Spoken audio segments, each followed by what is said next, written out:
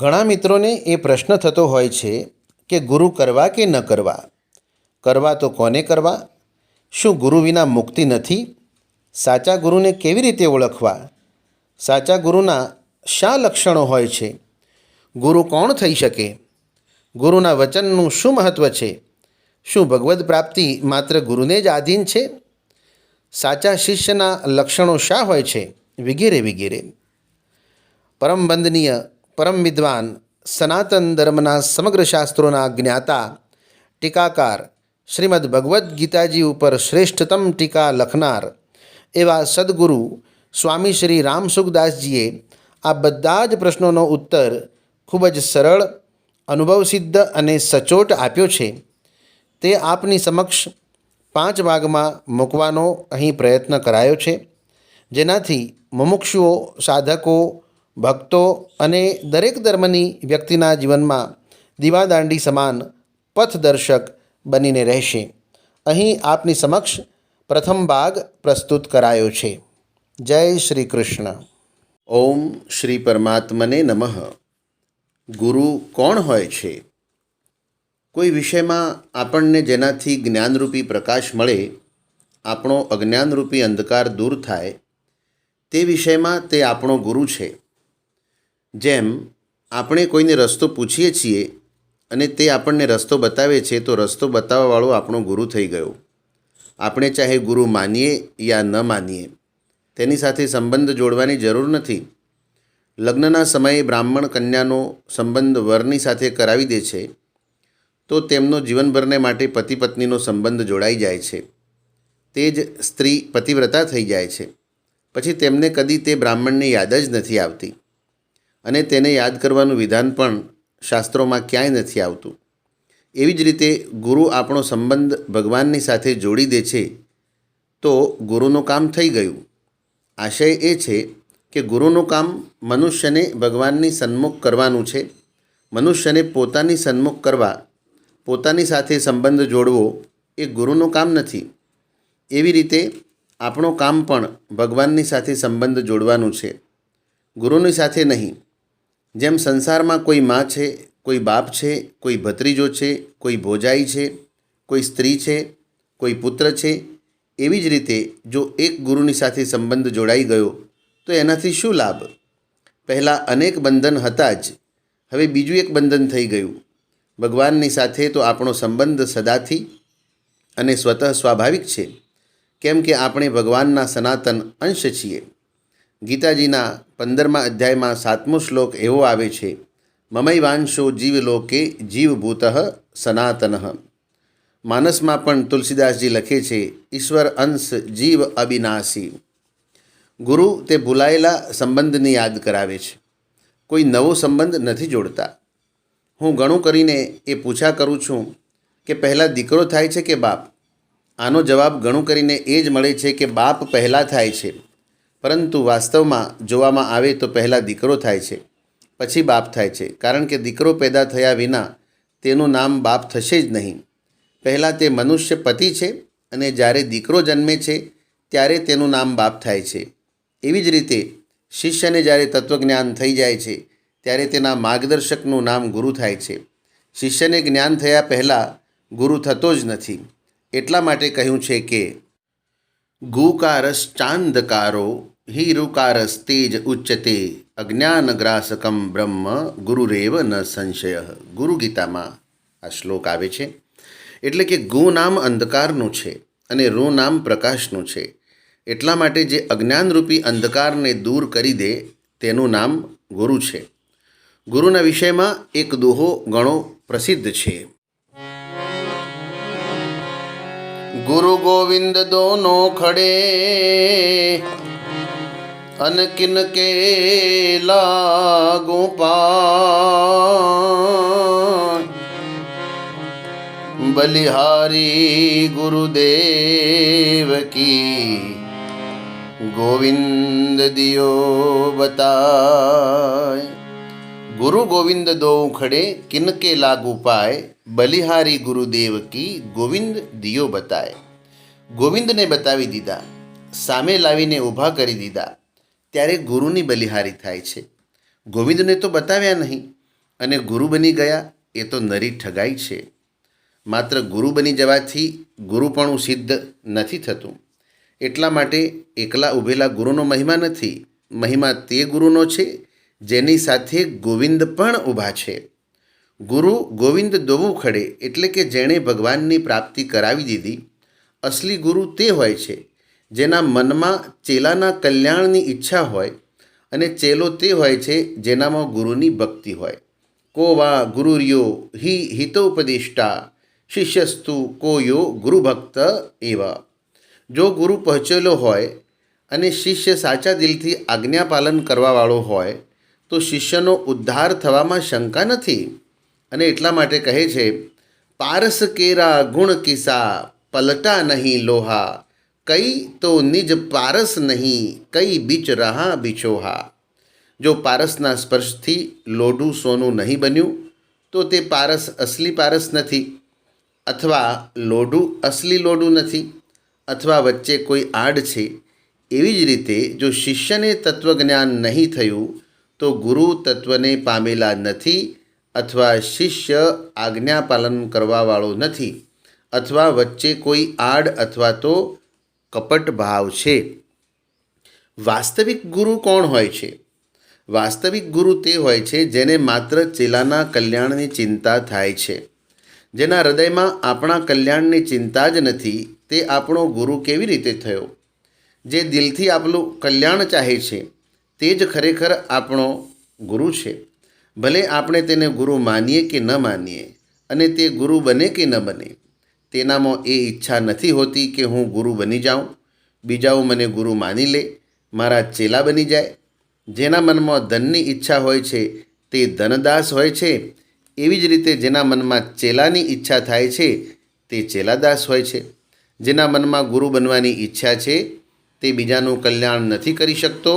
જે ચેલાથી રૂપિયા ચાહે છે તે ગુરુ નથી હોતો, બલકે પૌત્ર ચેલો હોય છે. કારણ કે ચેલાની પાસે રૂપિયા છે તો તેનો ચેલો થયો રૂપિયો, અને રૂપિયાનો ચેલો થયો ગુરુ. તો તે ગુરુ ખરેખર તો પૌત્ર ચેલો જ થયો. વિચાર કરો, જે તમારી પાસેથી કંઈ પણ ચાહે છે તે શું તમારો ગુરુ થઈ શકે છે? નથી થઈ શકતો.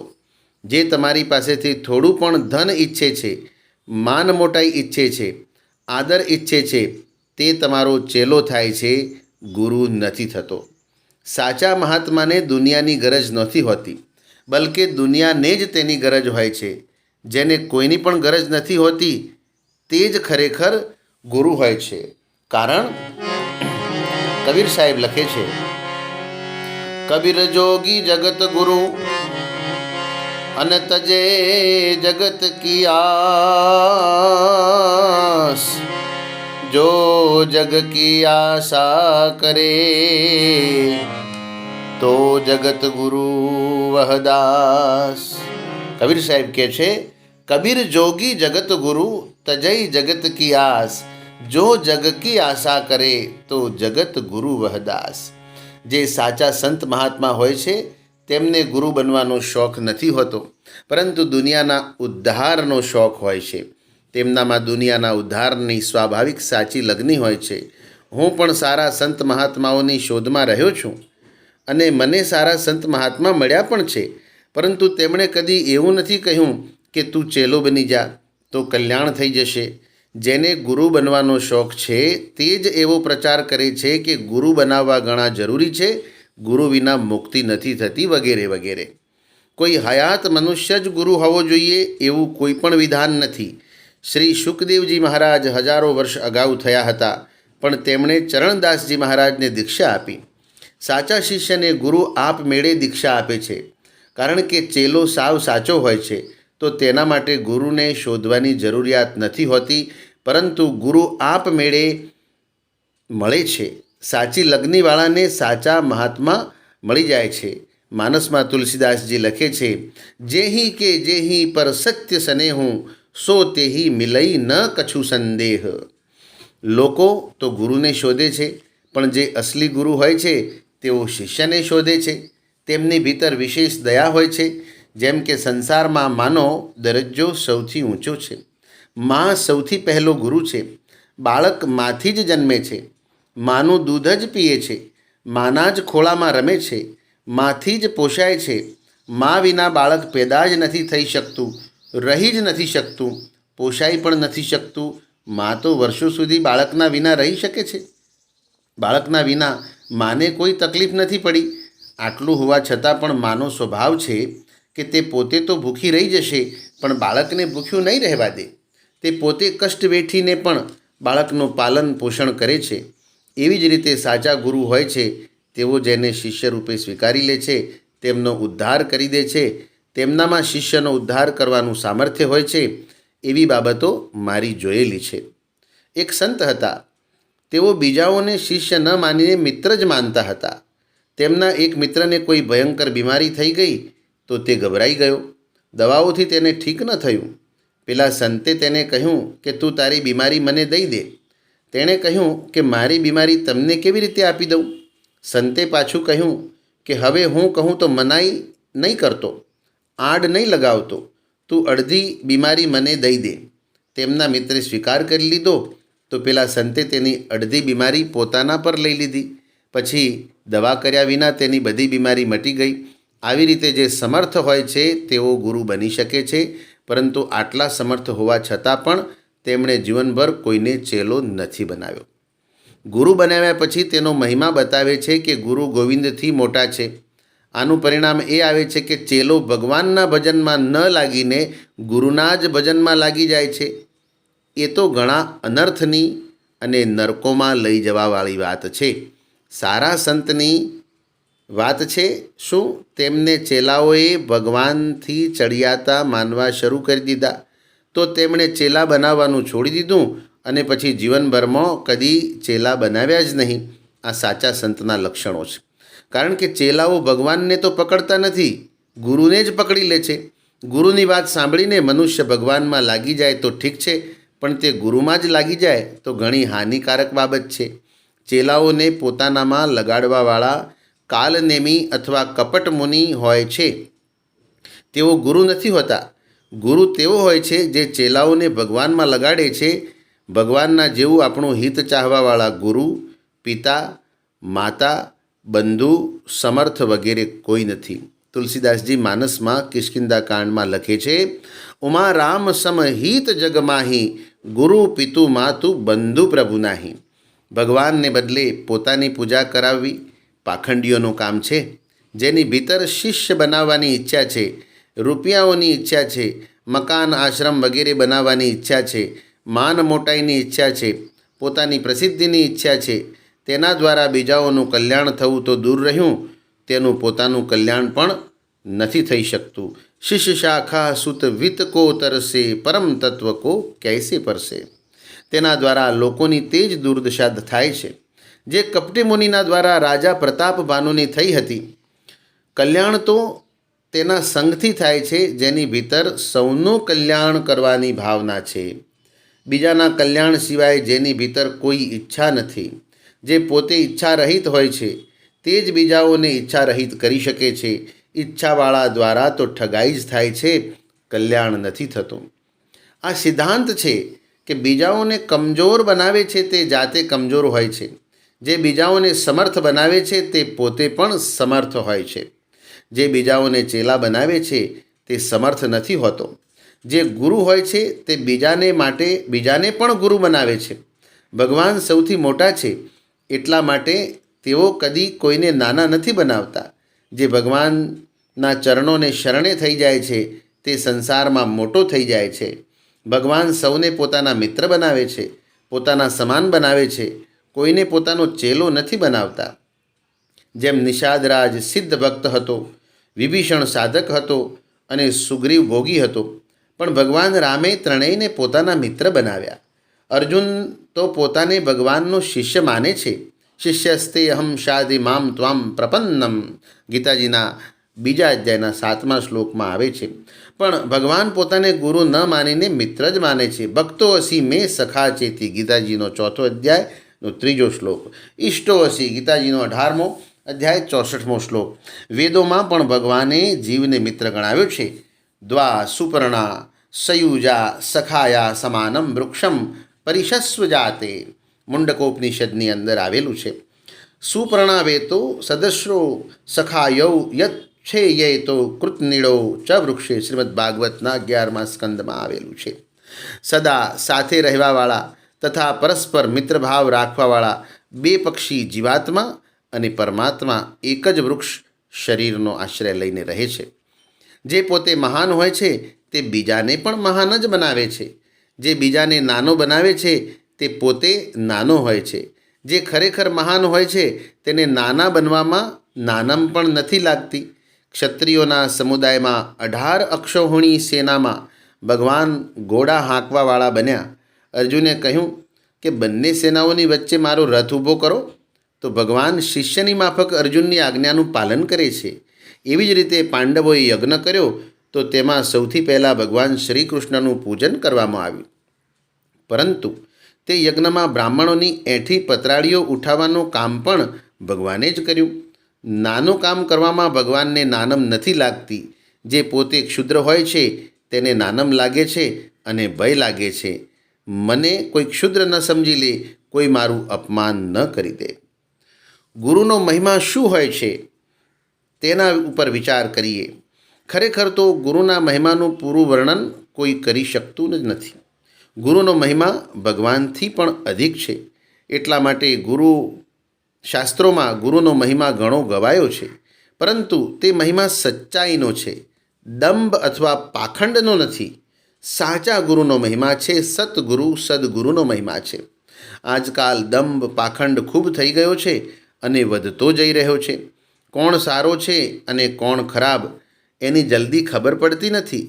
જે બુરાઈના રૂપમાં આવે છે તેને તો દૂર કરવી સહેલી છે, પરંતુ બુરાઈ જો ભલાઈના રૂપમાં આવી ગઈ તો તેને દૂર કરવી ઘણી કઠણ છે. સીતાજીની સામે રાવણ, રાજા પ્રતાપભાનુની સામે કપટમુનિ અને હનુમાનજીની સામે કાલ નેમી આવ્યો તો તેઓ તેમને ઓળખી શક્યા નહીં. તેમના ચક્કરમાં આવી ગયા, કેમ કે તેમનો વેશ સાધુઓનો હતો. આજકાલ પણ શિષ્યોની પોતાના ગુરુ પ્રત્યે જેવી શ્રદ્ધા જોવામાં આવે છે તેવો ગુરુ જાતે હોતો નથી. એટલા માટે શેઠજી શ્રી જયદયાલજી ગોયંદકા કહેતા હતા કે આજકાલમાં ગુરુઓમાં આપણી શ્રદ્ધા નથી થતી, બલકે તેમના ચેલાઓમાં શ્રદ્ધા થાય છે. કારણ કે ચેલાઓમાં પોતાના ગુરુ પ્રત્યે જે શ્રદ્ધા છે તે આદરણીય છે. શાસ્ત્રોમાં આવેલો ગુરુ મહિમા યોગ્ય હોવા છતાં પણ હાલમાં પ્રચારને યોગ્ય નથી. કારણ કે આજકાલ દંભી પાખંડી લોકો ગુરુ મહિમાના સહારે પોતાનો સ્વાર્થ સિદ્ધ કરે છે. આમાં કળિયુગ પણ સહાયક છે, કેમ કે કળિયુગ અધર્મનો મિત્ર છે. કલિના ધર્મ મિત્રેણ પદ્મપુરાણમાં આવેલું છે. ખરેખર તો ગુરુ મહિમા પ્રચાર કરવાને માટે નથી, બલકે અપનાવવાને માટે છે. આ વાત ઉપર વિચાર કરવા જેવો છે. કોઈ ગુરુ જાતે જ ગુરુ મહિમાની વાતો કહે છે, ગુરુ મહિમાના પુસ્તકોનો પ્રચાર કરે છે, તો એનાથી સિદ્ધ થાય છે કે તેના મનમાં ગુરુ બનવાની ઈચ્છા છે. જેની અંદર ગુરુ બનવાની ઈચ્છા હોય છે તેનાથી બીજાઓનું ભલું નથી થઈ શકતું. એટલા માટે હું ગુરુનો નિષેધ નથી કરતો, પરંતુ પાખંડનો વિરોધ કરું છું. ગુરુનો નિષેધ તો કોઈ કરી શકતું જ નથી. ગુરુનો મહિમા વાસ્તવમાં શિષ્યની દૃષ્ટિથી છે, ગુરુની દૃષ્ટિથી નહીં. એક ગુરુની દૃષ્ટિ હોય છે, એક શિષ્યની દૃષ્ટિ હોય છે અને એક ત્રીજા માણસની દૃષ્ટિ હોય છે. ગુરુની દૃષ્ટિ એ હોય છે કે મેં કાંઈ નથી કર્યું, બલકે જે આપોઆપ સ્વાભાવિક વાસ્તવિક તત્વ છે તેની તરફ શિષ્યની દૃષ્ટિ કરાવી દીધી. તાત્પર્ય એ થયું કે મેં એના સ્વરૂપનો તેને બોધ કરાવ્યો છે, મારી પાસેથી તેને કાંઈ દીધું જ નથી. ચેલાની દૃષ્ટિ એ હોય છે કે ગુરુએ મને સર્વ કાંઈ દઈ દીધું, જે કાંઈ થયું છે બધું ગુરુની કૃપાથી જ થયું છે. અને ત્રીજા વ્યક્તિની દૃષ્ટિ એ હોય છે કે શિષ્યની શ્રદ્ધાથી જ તેને તત્વબોધ થયો છે.